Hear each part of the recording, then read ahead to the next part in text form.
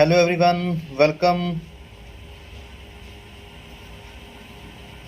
इस वीडियो में हम कुछ एमसीक्यूज़ करने जा रहे हैं जो काफ़ी अच्छे लेवल के हैं और प्रीवियस पेपर्स में अलग अलग रूप में आए हुए हैं। तो ये एक अच्छी कलेक्शन है एमसीक्यूज़ की और आपकी जो तैयारी है उस तैयारी के अकॉर्डिंग आप चेक करते रहें कि आपके कितने क्वेश्चन सही होते हैं।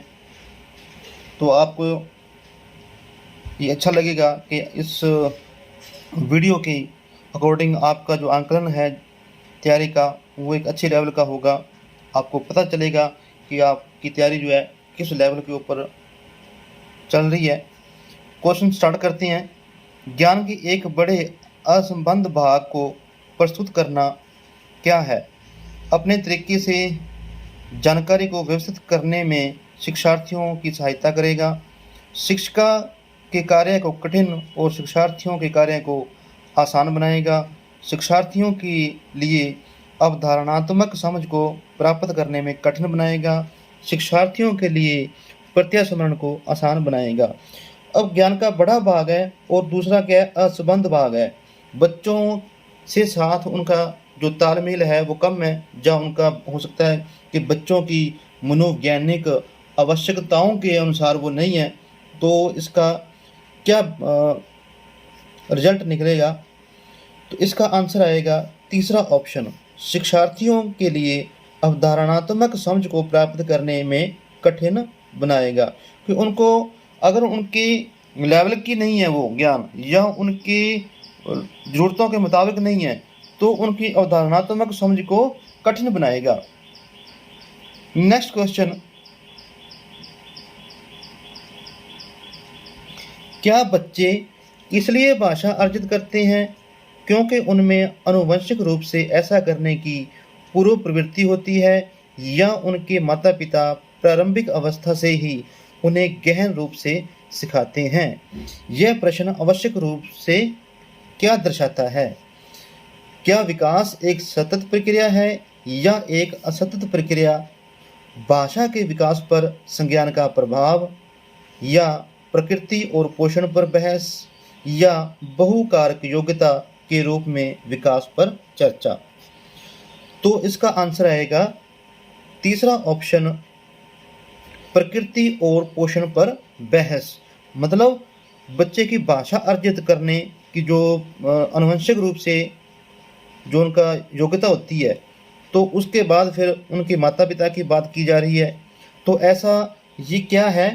प्रकृति और पोषण पर बहस चल रही है कि बच्चे की नेचर क्या है। ठीक, बच्चे जो जन्म लेते हैं वो भाषा को जो ग्रहण करने की योग्यता साथ लेकर आते हैं। उसके बाद परिवार में रहकर बच्चे का पालन पोषण होता है और मातृभाषा का प्रयोग माता पिता के द्वारा प्रयोग किया जाता है और बच्चे वैसे ही अनुकरण के द्वारा उस मातृभाषा को सीखते हैं। तो ऐसा जी कंसेप्ट के अकॉर्डिंग ये चल रहा है कि प्रकृति और पोषण पर बहस के बाद ये दर्शाता है। नेक्स्ट क्वेश्चन, अमूर्त वैज्ञानिक चिंतन के लिए क्षमता का विकास निम्नलिखित अवस्थाओं में से किसकी एक विशेषता है? अमूर्त वैज्ञानिक चिंतन को पढ़ते ही हमें चल गया पता कि ये प्याजे का जो संज्ञानात्मक विकास का सिद्धांत है उससे संबंधित ये प्रश्न है। तो उन्होंने जो अलग अलग स्टेज दी थी प्याजे ने, उनके अकॉर्डिंग ये देखते हैं। मूर्त संक्रियात्मक अवस्था, औपचारिक संक्रियात्मक अवस्था, संवेदीगामक अवस्था, या पूर्व संक्रियात्मक अवस्था। तो अमूर्त वैज्ञानिक चिंतन की बात की जा रही है तो इसका आंसर है दूसरा ऑप्शन, औपचारिक संक्रियात्मक अवस्था।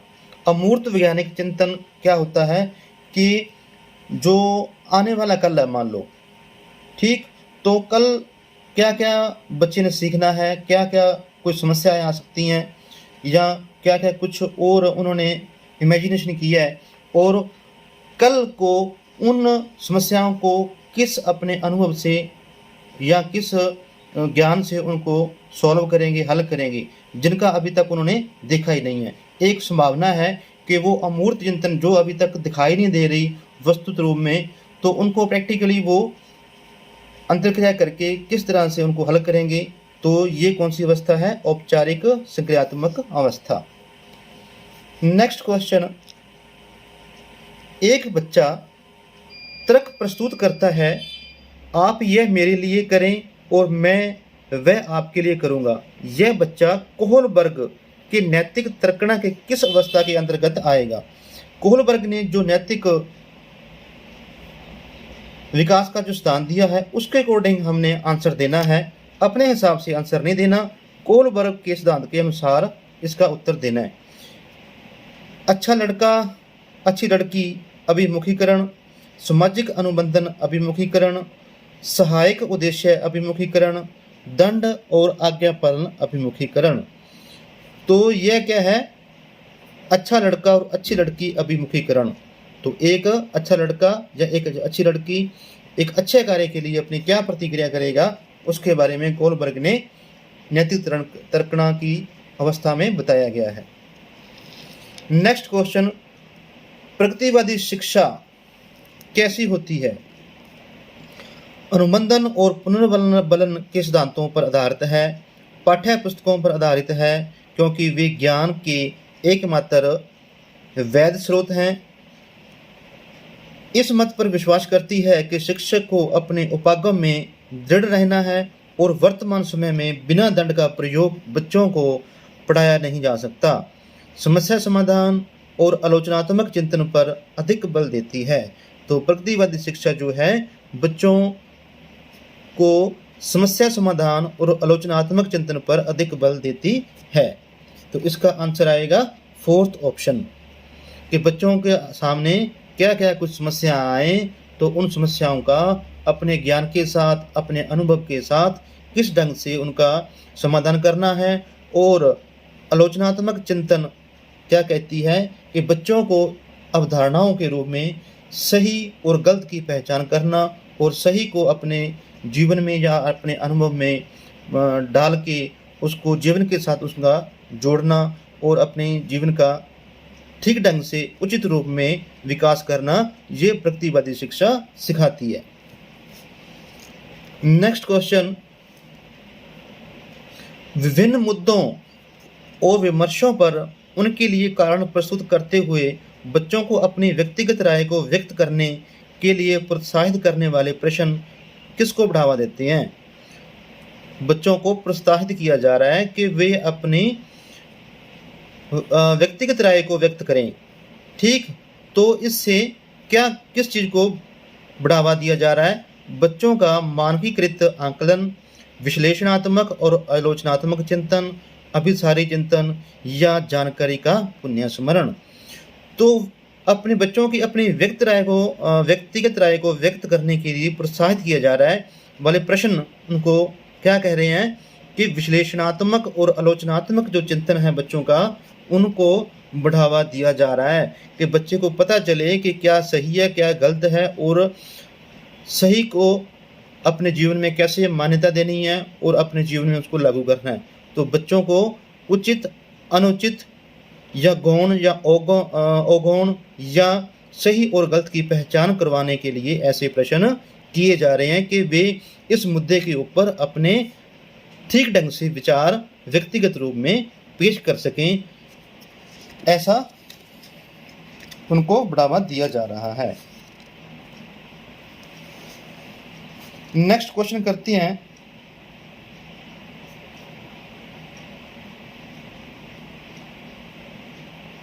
निम्नलिखित में से कौन सा कथन विकास और अधिगम के बीच संबंध का सर्वश्रेष्ठ रूप में जोड़ता है? विकास और अधिगम। विकास अधिगम से स्वतंत्र है, अधिगम विकास के पीछे रहता है। अधिगम और विकास समानार्थक परिभाषिक शब्द हैं। अधिगम और विकास एक जटिल तरीके से अंतर संबंधित है। तो इसका आंसर अधिगम और विकास एक जटिल तरीके से अंतर संबंधित है। जैसे जैसे बच्चे का विकास होता जाता है बच्चे वैसे वैसे सीखते जाते हैं। जैसे मान लो छोटी कक्षा है उसमें बच्चे का जो शिक्षा है या शिक्षण है या अधिगम है, वो उनकी आवश्यकताओं के या मनोवैज्ञानिक ज़रूरतों के हिसाब से उनको पढ़ाया जाता है। जैसे जैसे बच्चे बढ़ते जाते हैं वैसे वैसे उनका जो अधिगम या शिक्षण का जो लेवल है वो बढ़ता जाता है। तो अधिगम और विकास एक जटिल तरीके से अंतर संबंधित है। अब जैसे छोटे छोटे बच्चे हैं उनकी किताबों में चित्र होते हैं ज़्यादा, क्योंकि बच्चे देख के सीखते हैं। जैसे जैसे बच्चों का शिक्षण का लेवल बढ़ता जाता है तो विस्तार रूप में जो व्याख्यान होता है वो बढ़ता जाता है और चित्र कम होते जाते हैं, क्योंकि अब इस लेवल पे आके बच्चे का जो अभिसारी चिंतन बन चुका होता है। तो इस हिसाब से हम कह सकते हैं कि अधिगम और विकास एक जटिल तरीके से अंतर संबंधित हैं।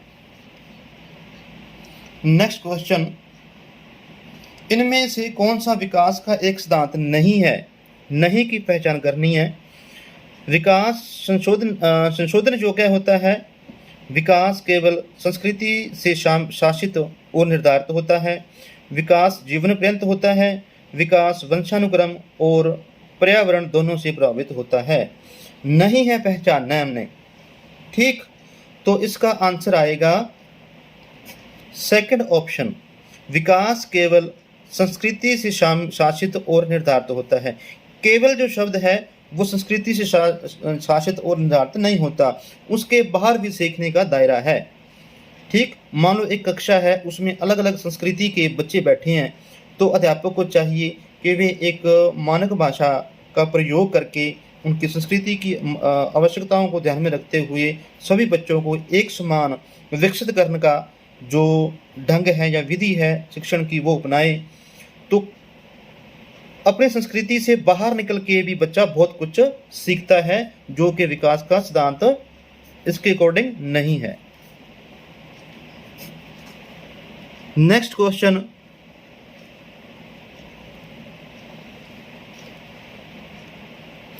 बाल केंद्रित कक्षा की एक प्रमुख विशेषता है कि उसमें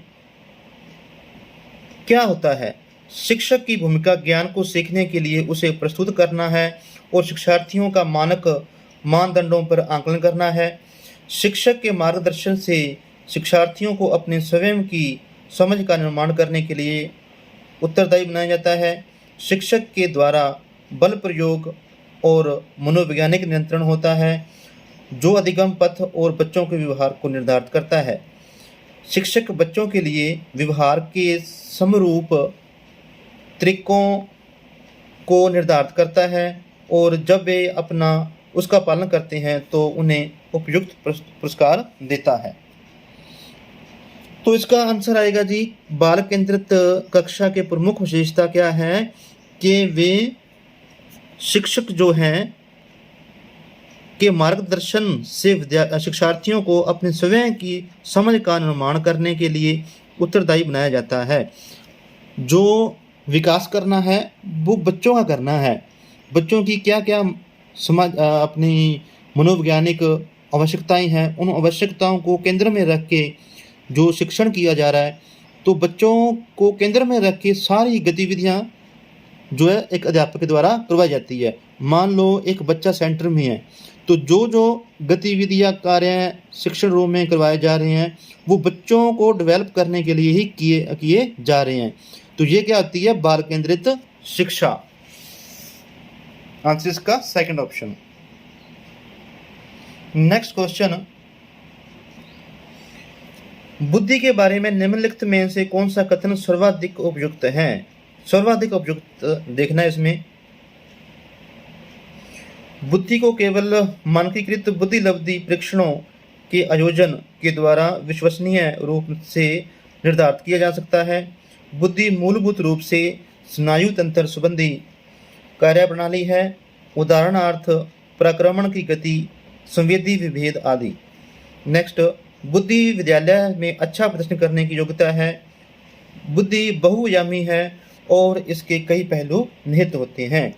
तो बुद्धि के बारे में सर्वाधिक जो पहलू है वो है फोर्थ ऑप्शन, बुद्धि बहुआयामी है और इसके कई पहलू निहित होते हैं।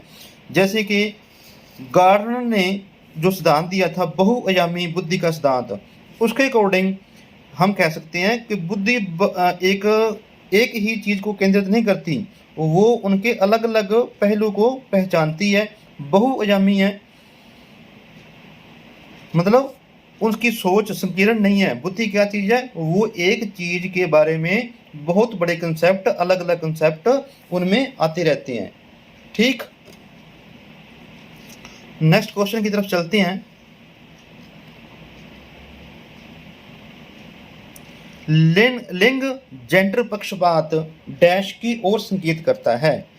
आनुवंशिक विभिन्नताएं जो लड़कों और लड़कियों में मौजूद है, स्त्री योजित और पुरुषोचित विशेषताओं में सापेक्षित रूप से समय का बोध, अपने शरीर विज्ञान के कारण लड़कों और लड़कियों के बीच विभिन्नताओं की स्वीकृति, सांस्कृतिक अभिवृत्तियों के कारण अपेक्षाओं पर आधारित लड़कों और लड़कियों से भिन्न व्यवहार करना। तो इसका आंसर आएगा फोर्थ ऑप्शन, सांस्कृतिक अभिवृत्तियों के कारण अपेक्षाओं पर आधारित लड़कों और लड़कियों से विभिन्न व्यवहार करना। ये जो अपना टॉपिक है लिंग पक्षपात, उसके ऊपर ये टॉपिक का आंसर क्वेश्चन आया हुआ है। तो इसका क्या मतलब करता है कि लड़का और लड़की के बीच किसी भी क्षेत्र में या किसी भी स्तर के ऊपर भेदभाव नहीं करना।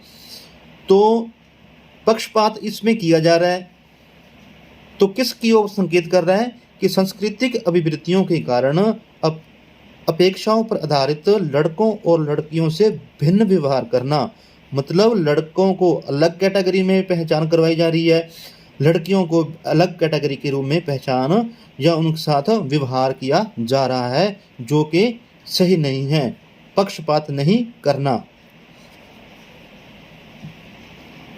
नेक्स्ट क्वेश्चन, एक उच्च प्राथमिक विद्यालय के शिक्षक के रूप में आपके पास कक्षा में कुछ ऐसे बच्चे हैं जो प्रथम पीढ़ी के रूप में विद्यालय आ रहे हैं। आपके द्वारा निम्नलिखित में से किसे किए जाने की संभावना सर्वाधिक है। तो बच्चे प्राइमरी लेवल के हैं, प्रथम पीढ़ी के हैं, तो आपको द्वारा क्या किया जाएगा एक अध्यापक के रूप में? कक्षा गतिविधि के समय और गृह कार्य के लिए उन्हें बुनियादी सहयोग और अन्य सहायता उपलब्ध कराएंगे। उन्हें याद करने के लिए और उत्तर को 5 बार अपनी उत्तर पुस्तिका में लिखने के लिए गृह कार्य देंगे। बच्चों से कहेंगे कि उनमें आगे बढ़ने की क्षमता नहीं है और अब उन्हें अपने माता पिता के काम में सहायता करनी चाहिए। माता पिता को बुलाएंगे और उन्हें अपने बच्चों को ट्यूशन लगाने की नम्रतापूर्वक कहेंगे। तो इसका आंसर जो सही है, प्रथम पीढ़ी के बच्चे हैं और विद्यालय आ रहे हैं, तो उनका कैसे विकास किया जाएगा? कक्षा गतिविधि के समय और गृह कार्य के लिए उन्हें बुनियादी सहयोग और अन्य सहायता उपलब्ध करवाएंगे। ठीक, नेक्स्ट क्वेश्चन, समान आयु के बच्चों में भी आकृति योग्यता, स्वभाव, रुचि, प्रवृत्ति और अन्य बातों में बहुत अंतर होता है। इस संदर्भ में विद्यालय की क्या भूमिका है? बच्चों के आंकलन के लिए नियामक मानक स्थापित करना, सुनिश्चित करना कि शिक्षक मानकीकृत निर्देश और पाठ्य पुस्तकों का उपयोग करें, सुनिश्चित करना कि सभी बच्चों का विकास एक ही प्रकार से हो, सुनिश्चित करना कि प्रत्येक बच्चों को अपनी क्षमताओं के अनुसार विकास के अवसर मिलें। तो इसका आंसर क्या आएगा? सुनिश्चित करना कि प्रत्येक बच्चे को अपने क्षमताओं के अनुसार विकास के अवसर मिलें। तो ऐसे अवसर मिलेंगे तो सभी बच्चों को एक लेवल के ऊपर पहुंचाया जाएगा। उनकी अलग अलग जो उनकी मनोवैज्ञानिक जो आवश्यकताएं हैं उनको ध्यान में रखकर विद्यालय जो है एक समान जो कार्य करेगा, एक समान जो शिक्षण की रणनीति अपनाएगा। तो ये थे कुछ अच्छे लेवल के MCQs। उम्मीद है कि आपको अच्छे लगे होंगे। अगर अच्छे लगे हैं तो वीडियो को लाइक कर देना और अपने दोस्तों के साथ वीडियो को शेयर कर देना। जो साथी हमारे चैनल पे नए हैं वो चैनल को सब्सक्राइब करके बेल आइकन को प्रेस करेंगे ताकि नई नई जो वीडियोज़ हैं वो आपके समय के अनुसार आपके पास पहुंचती रहे और आपकी तैयारी में एक अच्छा इजाफा होता रहे। ठीक है, मिलते हैं फिर नई वीडियो में कुछ नई कोशिश के साथ। धन्यवाद।